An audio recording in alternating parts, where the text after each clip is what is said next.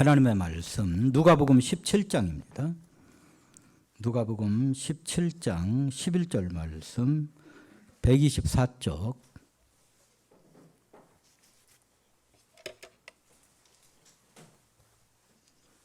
누가복음 17장 11절로 19절 말씀까지를 봉독하겠습니다. 예수께서 예루살렘으로 가실 때에 사마리아와 갈릴리 사이로 지나가시다가 한 마을에 들어가시니 나병 환자 10명이 예수를 만나 멀리 서서 소리를 높여 이르되 예수 선생님이여 우리를 불쌍히 여기소서 하거늘 보시고 이르시되 가서 제사장들에게 너희 몸을 보이라 하셨더니 그들이 가다가 깨끗함을 받은지라. 그 중에 한 사람이 자기가 나은 것을 보고 큰 소리로 하나님께 영광을 돌리며 돌아와 예수의 발 아래에 엎드려 감사하니 그는 사마리아 사람이라. 예수께서 대답하여 이르시되 10사람이 다 깨끗함을 받지 아니하였느냐? 그 9은 어디 있느냐? 이 이방인 외에는 하나님께 영광을 돌리러 온 자가 없느냐 하시고 그에게 이르시되 일어나 가라 내 믿음이 너를 구원하였느니라 하시더라. 아멘.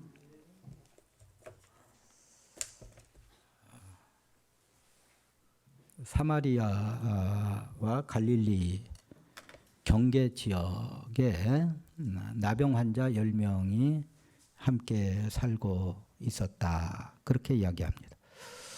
마을에 들어갈 수 없었기 때문에 마을에서 좀 떨어진 으슥한 곳에 살면서 동네 사람들이 주는 음식으로 연명을 했습니다. 동량을 얻을 때도 그릇을 집 앞에 놔두고 멀찌감치 떨어져서 숨어 있어야 했습니다.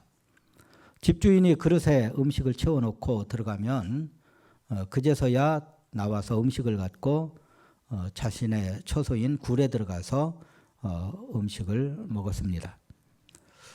그들 중에는 높은 지위에 있었던 사람도 있었을 것이고 공부 많이 한 사람도 있었을 것이고 돈이 많은 사람도 있었을 것입니다. 그러나 일단 나병에 걸리면 자신에게 있던 지위나 학식이나 돈이나 사랑하는 가족들 그 모든 것을 하루아침에 다 잃고 마을 밖 계곡의 굴 속에 들어가서 나병 환자들과 같이 살아야만 했습니다. 나병은 사람을 가장 비참하게 만드는 질병이었습니다. 나병 환자들은 인권도 보장받을 수 없었고 투표권도 없었고 또 치안의 사각지대에 있었습니다.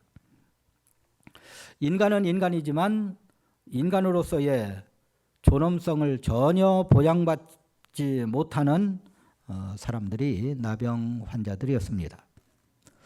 이렇게 비참하게 살아가던 사람들에게 예수님에 대한 소문이 들렸습니다. 그분을 만나면 나병이 나을 수 있다는 그러한 소문이었습니다. 꿈속에서라도 꼭 한번 만나고 싶었던 그 예수님이 자기들이 사는 곳으로 지나가신다는 사실을 알게 되었습니다. 그들은 사력을 다하여서 예수님께 소리를 쳤습니다. 예수 선생님이여 우리를 긍휼히 여기소서. 예수님은 그들에게 말씀하시기를 제사장에게 가서 내 몸을 보이라. 안수하셨으면 더 좋을 뻔 하셨는데 다 모아놓고 일일이 끌어안아 주셨으면 더 좋을 뻔 하셨는데 아무 말씀도 안 하시고 제사장에게 가서 내 몸을 보이라. 율법에는 제사장이 문둥병인지 그러니까 나병인지 나병이 아닌지를 보고 판별하도록 되어 있었습니다.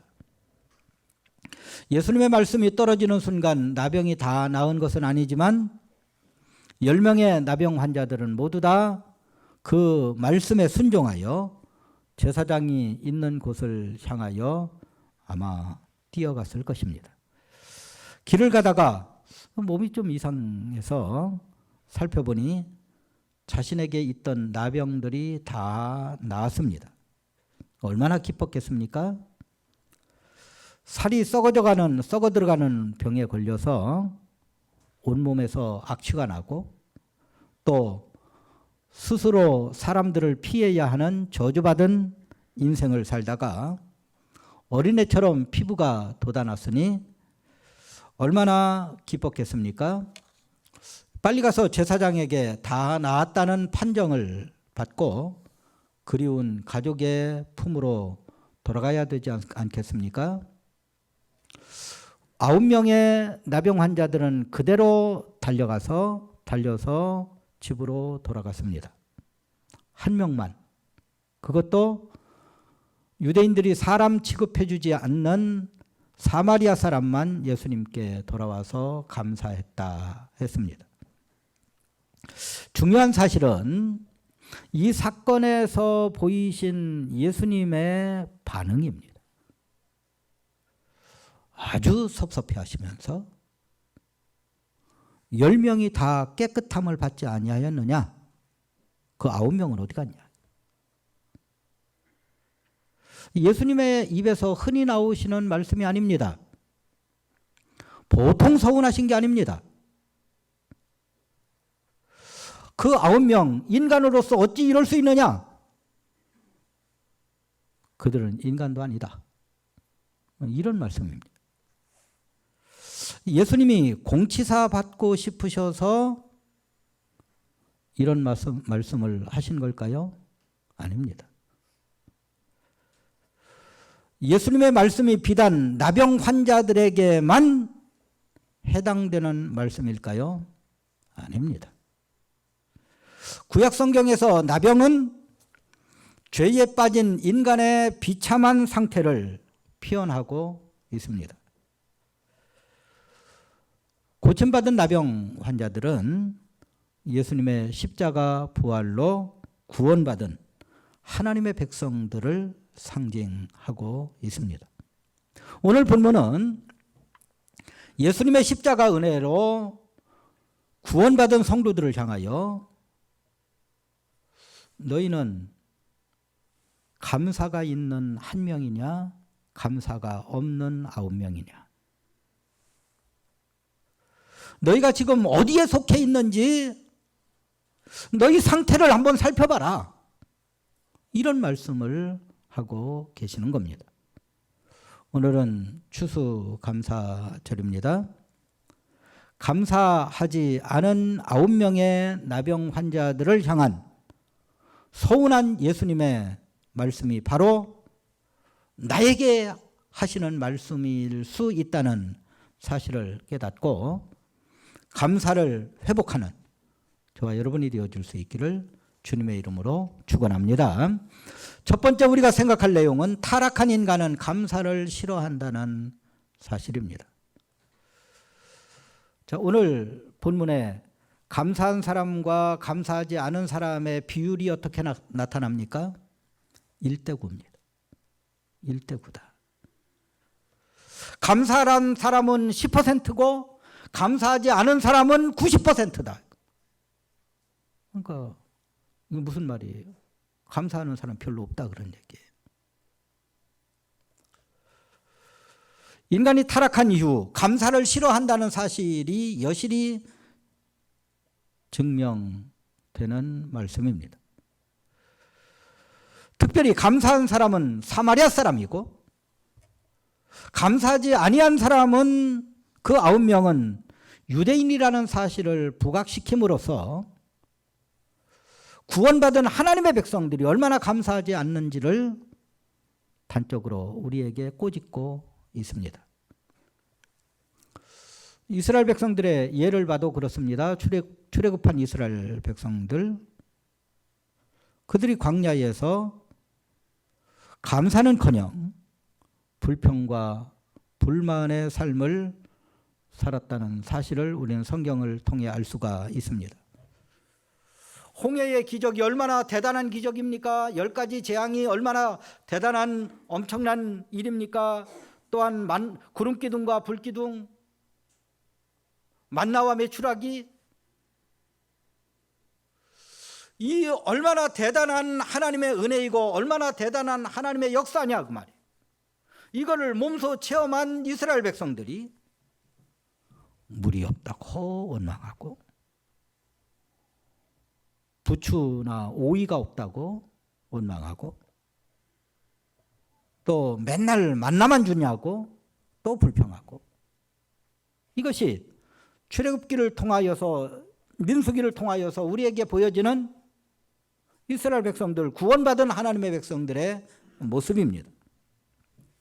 우리 이사야 1장 3절 말씀을 같이 읽습니다. 시작. 소는 그 임자를 알고 나귀는 주인의 구유를 알건만은 이스라엘은 알지 못하고 나의 백성은 깨닫지 못하는도다. 무슨 얘기입니까 지금? 감사하지 않는 사람은 짐승만도 못하다.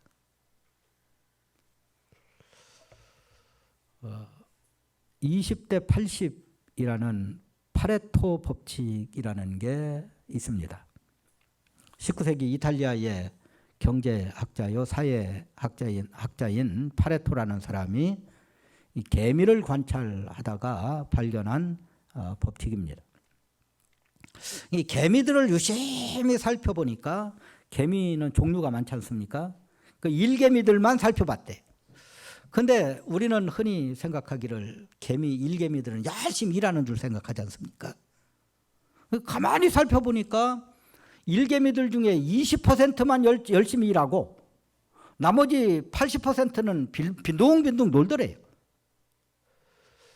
그 이상하다 싶어가지고 그 20%만 일 열심히 하는 20%만 따로 모아놓으면 그들은 다 열심히 일하겠지 싶어가지고 일 열심히 하는 20%만 뽑아가지고 따로 만들어 놨답니다.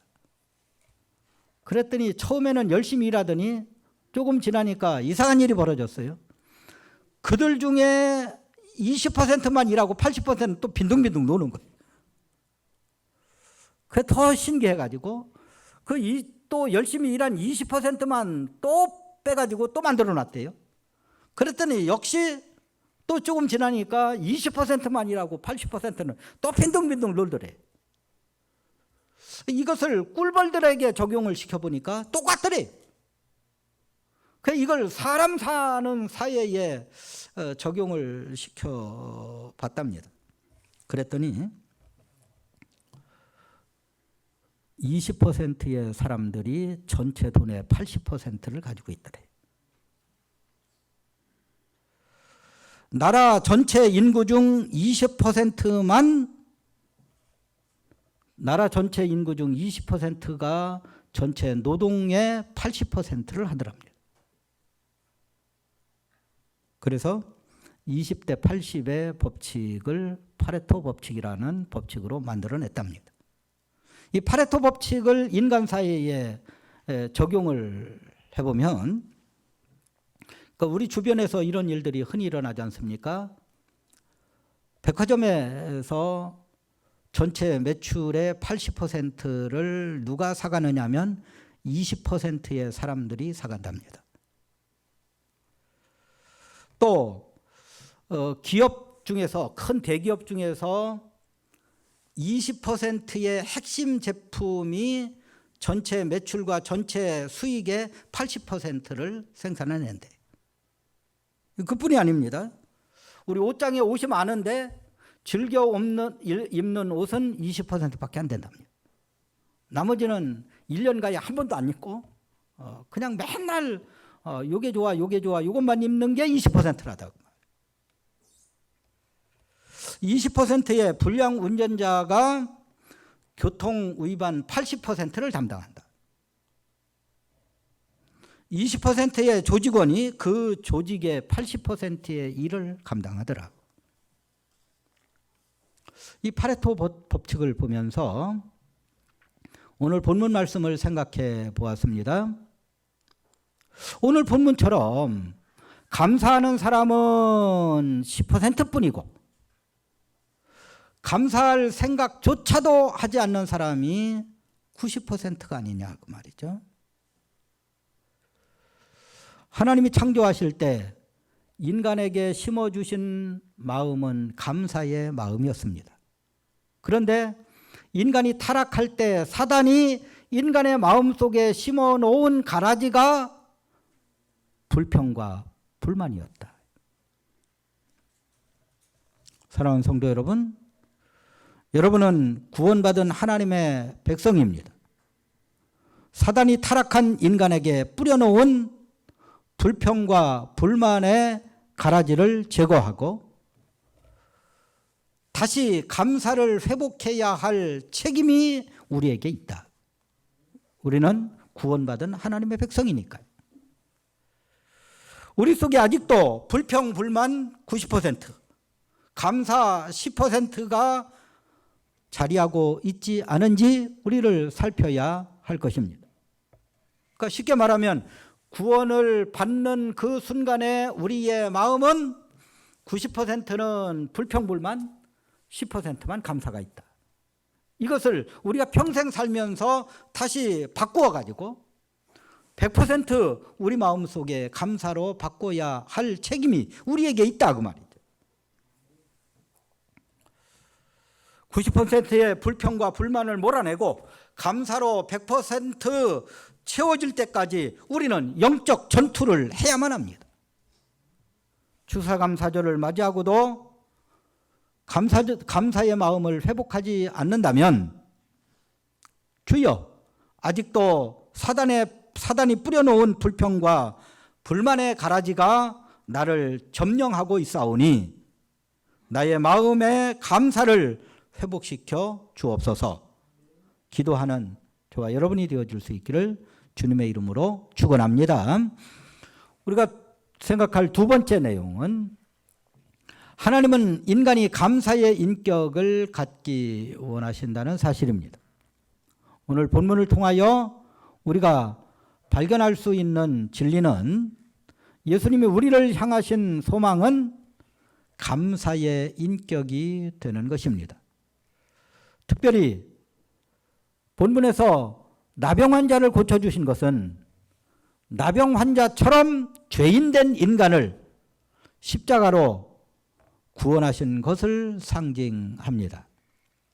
나병은 그 부패성, 또 전염성, 또 변질성 이런 것을 통해서 볼 때에 죄와 아주 동일합니다. 인간의 부패성, 우리가 흔히 쓰는 말이 있지 않습니까? 사회 구석구석 어디를 보아도 썩지 않은 것이 없다. 이게 우리가 흔히 하는 말입니다. 어디서 어떤 모임에서도 사기꾼은 존재하고 남의 것을 빼앗으려고 하는 사람은 존재합니다. 어느 국가 어느 사회에서도 땀 흘려 일하지 않고 돈 벌려고 하는 사람은 항상 존재합니다. 죄는 전염됩니다. 언제나 모방 범죄는 기승을 부립니다. 옛날에는 그런 범죄가 있는지도 몰랐는데 이게 어느 사람이 범죄 수법이 언론에 완전히 공개되어 가지고 사람들이 그것을 저렇게 하면 되는구나. 이게 학습 효과가 돼 가지고 범죄가 더 많아진다.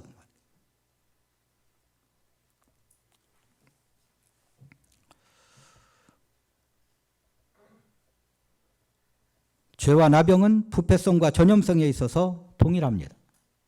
따라서 오늘 본문은 구원받은 하나님의 백성들, 죄에 빠져서 멸망당할 수밖에 없었던 자리에서 구원받은 성도들에게 주시는 말씀이 틀림이 없습니다. 먼저 성도는 구원받은 것에 대하여 감사해야만 합니다. 감사하되 늘 감사해야 된다. 구원받은 것보다 더 큰 은혜가 있을 수 없기 때문에 세상에서 좀 힘든 일이 생긴다 해도 구원받은 은혜로 힘든 일을 덮어야 된다. 왜냐하면 구원받은 은혜가 힘든 일보다 훨씬 더 크기 때문에 덮을 수 있다.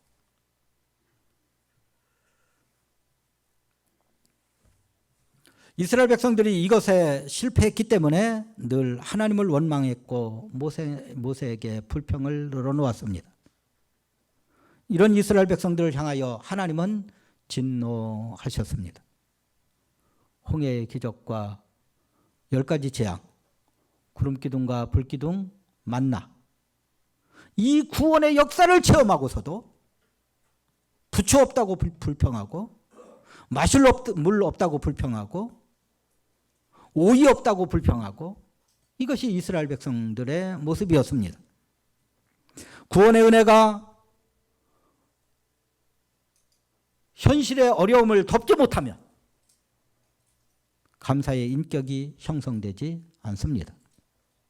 사랑하는 성도 여러분, 여러분은 구원받은 감격이 현실의 어려움을 덮고 있습니까? 나병과 같은 죄의 비참함, 나병과 같은 죄의 부패성, 나병과 같은 죄의 변질성, 이런 비참한 가운데서 나를 구원해 주신 것만 생각하면 현실이 좀 어렵더라도 불평이 아니라 감사가 흘러나올 수가 있습니다. 어려워도 감사하는 인격이야말로 감사로 인격화된 모습이다. 데살로니가전서 5장 18절 말씀을 다 같이 한번 읽습니다. 시작. 범사에 감사라. 이것이 그리스도 예수 안에서 너희를 향하신 하나님의 뜻이니라. 범사에 감사라는 말씀은 어떤 일을 만나든지 감사하라는 말씀입니다. 범사에 감사하면 감사의 인격이 이루어진다. 우리의 인격이 감사로 똘똘 뭉치게 된다. 감사의 인격은 구원의 은혜가 과거의 추억 속에만 머무르지 않고 현재의 삶 속에서 연속적으로 누리게 하는 원동력입니다. 감사의 인격이 있으면, 구원받은 것에 늘 감사하면 그 구원받은 것이 옛날에 그때 구원받아서 여기서 끝나는 게 아니라 늘 그 구원의 감사가 우리의 삶에서 쭉 이어지는 원동력이 된다는 말씀입니다. 기쁜 일을 만나도 감사하고 슬픈 일을 당해도 감사하고, 감사가 인격화되면 삶의 모든 여정에서 구원의 은혜에 감격하며 살아갈 수가 있습니다. 영적 나병이었던 우리를 고쳐주신 예수 그리스도, 그 은혜에 감사하는 일이 우리 평생에 계속되어야만 할 것입니다. 그것이 감사의 인격을 만들어가는 것입니다. 이것이 창조 때 우리의 마음에 심어 놓으신 감사를 다시 회복하는 것입니다. 감사의 인격화, 이것이 우리의 중요한 삶의 목표가 되는 저와 여러분이 되어줄 수 있기를 주님의 이름으로 축원합니다. 마지막 세 번째로, 감사는 주님께 우선순위를 드리는 것입니다. 9명의 나병 환자들의 입장을 바꿔놓고 생각하면 우리도 9명의 나병 환자들처럼 행동하지 않았을까 하는 그런 생각이 듭니다. 예를 들어 나병에 걸린 지 10년 되었으면 10년 동안 부모, 형제, 또 처자식 먼 발치에서만 볼 수 있지 않습니까? 가끔 가다가 뭐 먹을 것이라도 가지고 오겠죠. 그런데 가까이 못 가요. 그 음식 넣는 곳에 놓고 가야 돼요. 먼 발치에서 그저 손 흔들고 그 정도밖에 할 수가 없습니다.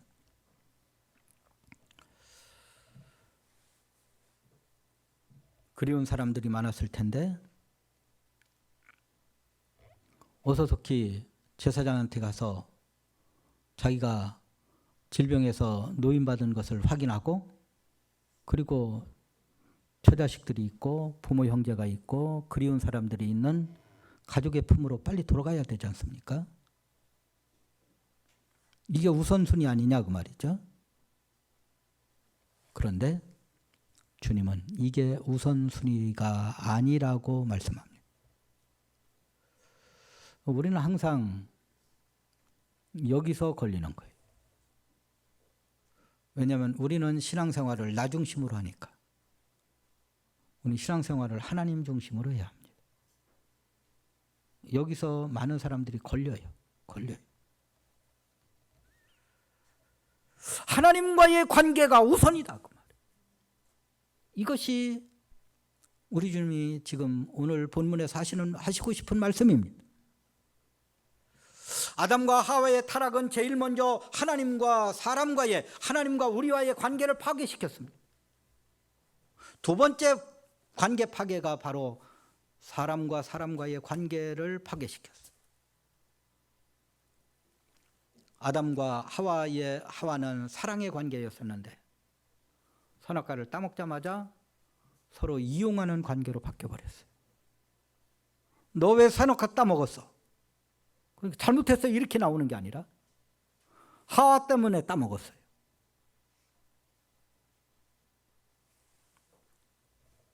여러분, 하와의 입장이라면 그 순간 어떤 생각이 들었겠습니까? 아마 배신감 그 자체였을 것입니다. 저런 사람을 남편이라고 믿고 살았으니 아이고 내 팔자야, 이렇게 하지 않았겠습니까? 파괴된 인간관계가 어떻게 회복될 수 있습니까? 먼저 하나님과의 관계가 회복되어야만 인간관계가 회복된다. 하나님과의 관계는 하나님이 먼저 우리를 사랑하심으로 회복되기 시작했습니다. 문제는 하나님의 은혜에 대한 인간의 반응입니다. 하나님의 은혜에 감사로 반응해야 되는데 인간은 감사할 줄을 모르는 거예요. 하나님이 내민 손을 믿음으로 잡고 감사로 화답해야지 되는데, 믿음으로 손을 잡는 것까지는 되는데 감사로 화답하는 게 안 되는 거예요. 우리 주님은 말씀하십니다. 부모, 형제, 처자식, 그리운 사람들 만나러 가기 전에 하나님께 감사하고 살해하는 것이 먼저다. 이게 오늘 본문이 우리에게 보여주는 교훈의 말씀입니다.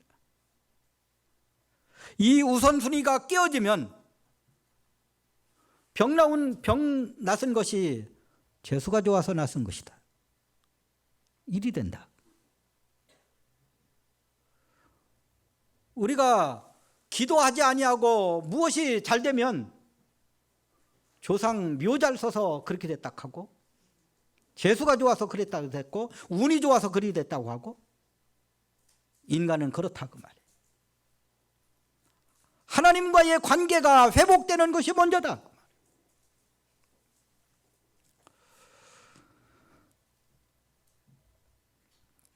사랑하는 성도 여러분, 여러분의 삶의 우선순위가 무엇입니까? 하나님이 우선순위에 있어야만 합니다.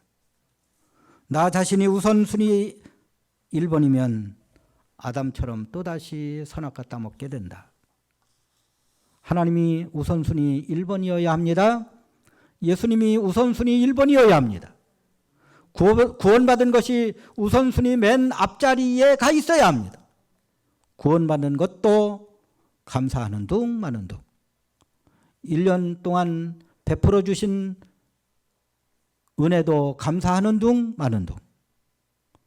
이런 모습은 타락한 본성에서 한 발자국도 앞으로 나가지 못한 모습입니다. 하나님의 형상을 전혀 회복하지 못한 모습입니다. 감사의 인격을 갖기 원하시는 하나님의 마음을 전혀 이해하지 못하고 있는 모습입니다. 하나님이 나의 우선순위에 있지 않고 나와 내 욕망이 우선순위 맨 앞자리에 있는 모습입니다. 감사를 회복하셔야만 합니다. 이것이 창조의 질서입니다. 감사를 회복하셔야만 합니다. 이것이 감사의 인격으로 바뀌어가는 모습입니다. 감사를 회복하셔야만 합니다. 이것이 하나님이 내 인생의 우선순위가 되는 것입니다. 감사를 회복하여 예수님의 칭찬을 받고 예수님의 더 큰 축복을 받는 저와 여러분이 되어줄 수 있기를 주님의 이름으로 축원합니다. 기도하시겠습니다. 사랑 많으신 하나님 아버지, 이 시간 하나님의 귀한 말씀을 잠시 상고했습니다. 말씀 따라서 우리의 삶이 늘 감사를 회복하는 삶이 되게 하시고 감사의 인격으로 우리의 인격이 변화되는 축복이 우리 가운데 있도록 우리 하나님 축복하여 주시옵소서. 감사하신 예수님의 이름으로 간절히 기도 올리옵나이다. 아멘. 기도하시겠습니다. 이제는 길이요 진리요 생명 되신 예수 그리스도의 은혜와 독생자를 아끼지 아니하시고 대속제물로 보내주신 하나님의 그 크신 사랑하심과 지금도 우리 가운데 역사하시는 성령의 교통하심과 감화하심이 이 시간 추수감사절을 맞이하여 감사의 인격으로 바뀌며 날마다 우리 안에 있는 불평과 불만을 제거하고 감사로 가득 채워지기를 간절히 소원하는 사랑하는 모든 성도들 머리 위에, 가정 위에, 직장 위에, 사업장 위에, 자녀들 머리 위에 이제로부터 영원토록 함께 계실지어다. 아멘.